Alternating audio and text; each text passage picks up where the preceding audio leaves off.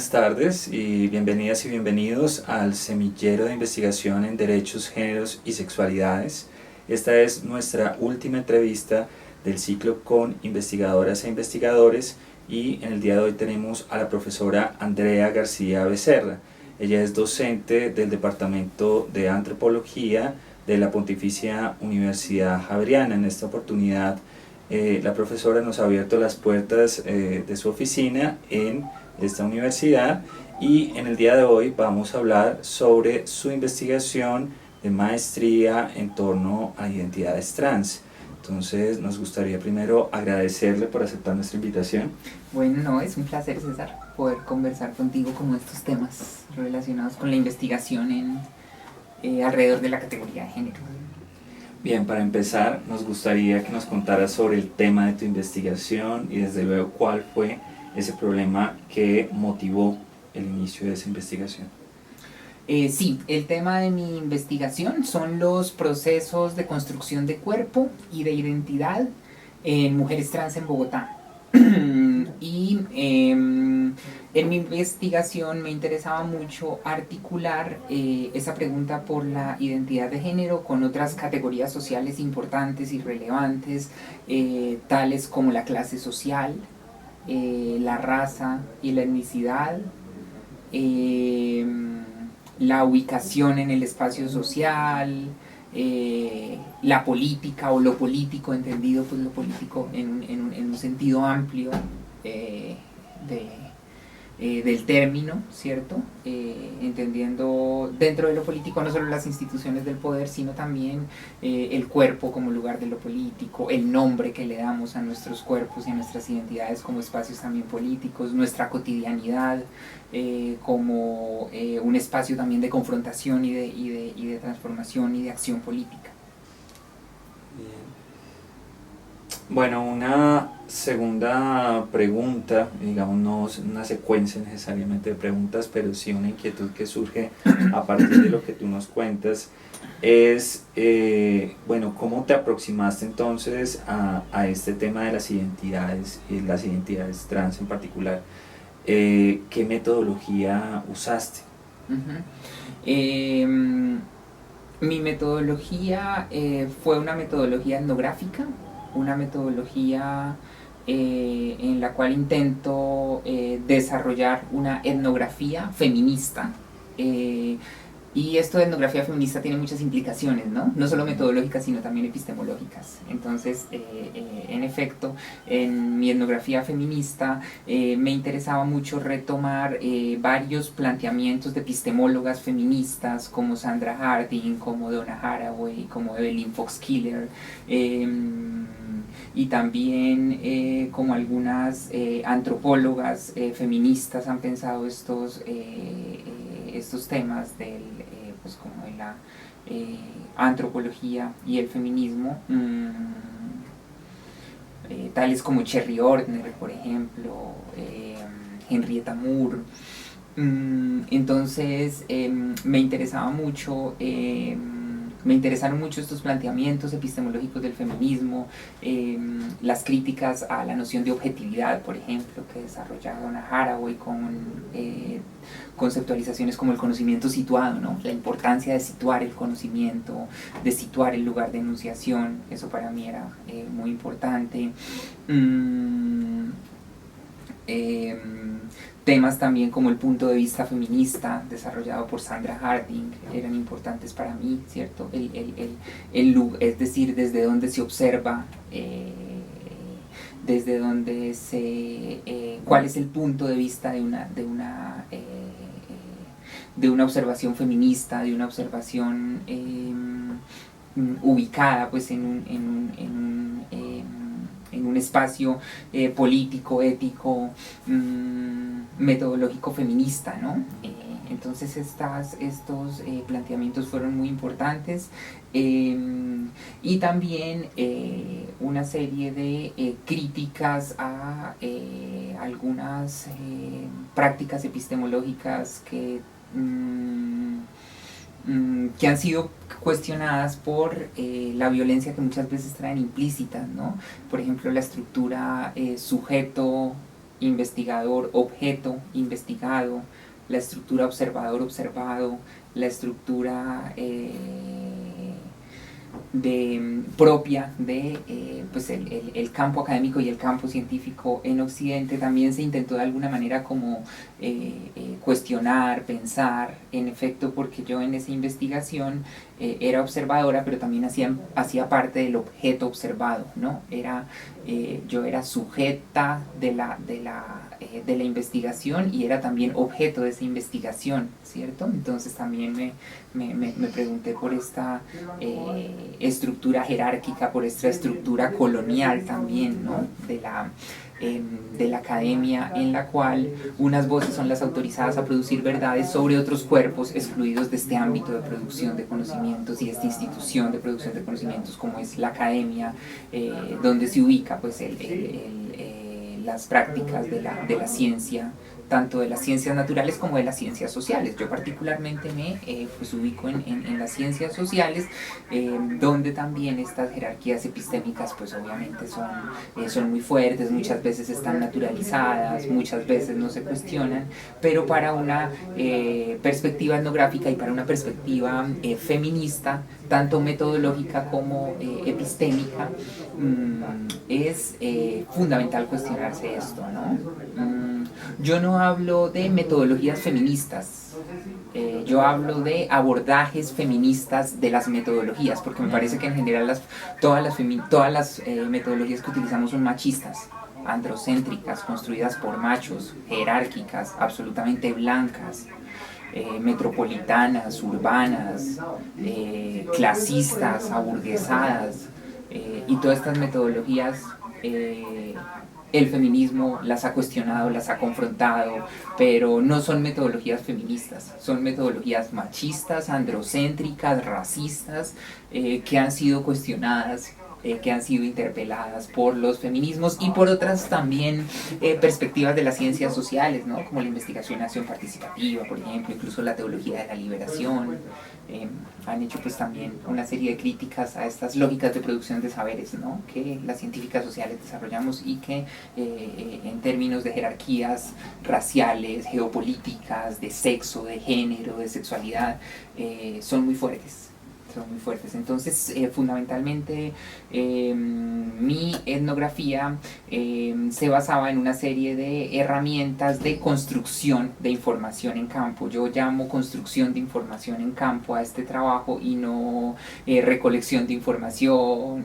Yo no levanto datos, yo no recojo información, yo construyo información. Si se quiere, yo la invento. Pero yo no solo la invento, yo la invento a partir de unas relaciones de intersubjetividad, ¿cierto?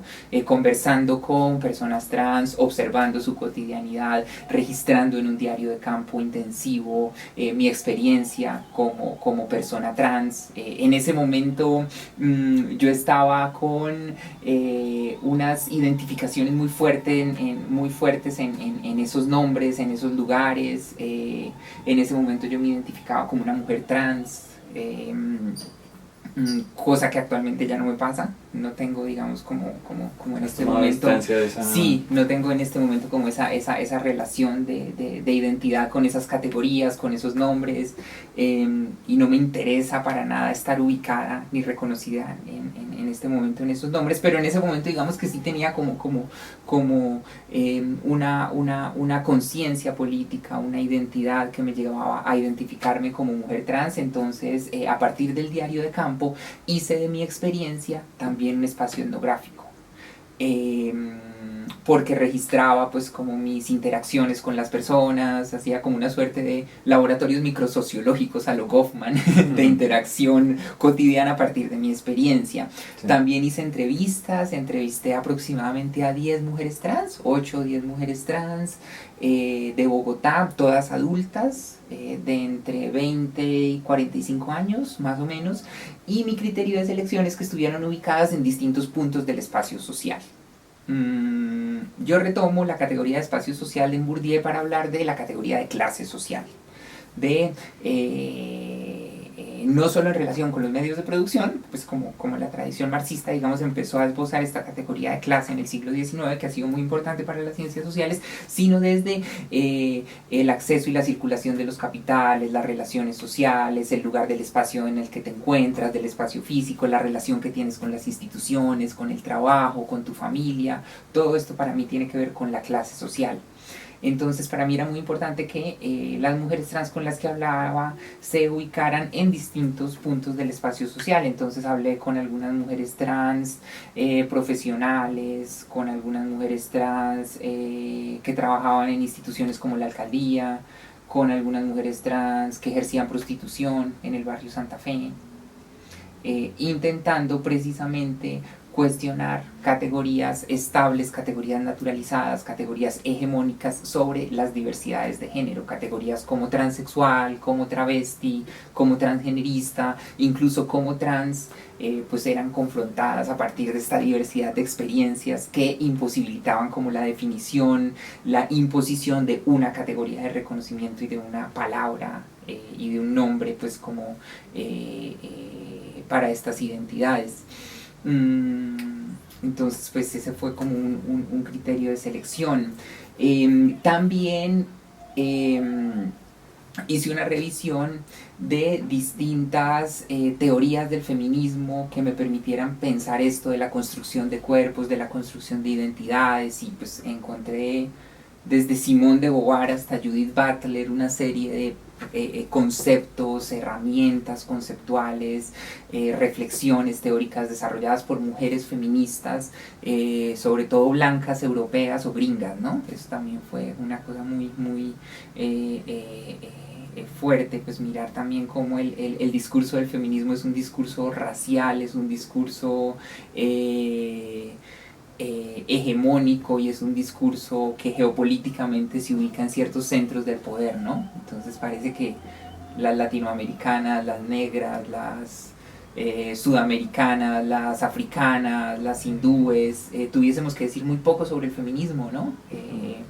Entonces también atendiendo un poco a esto me interesó mucho el feminismo o los feminismos,